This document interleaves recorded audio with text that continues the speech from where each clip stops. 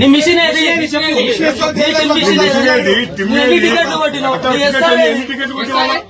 నువ్వు అమౌంట్ ఎంత జమ చేసినావు? ఇప్పుడు ఎన్ని పైసలు వచ్చినాయి నీకు? టిమ్ లో అమౌంట్ ఎంత ఉంది?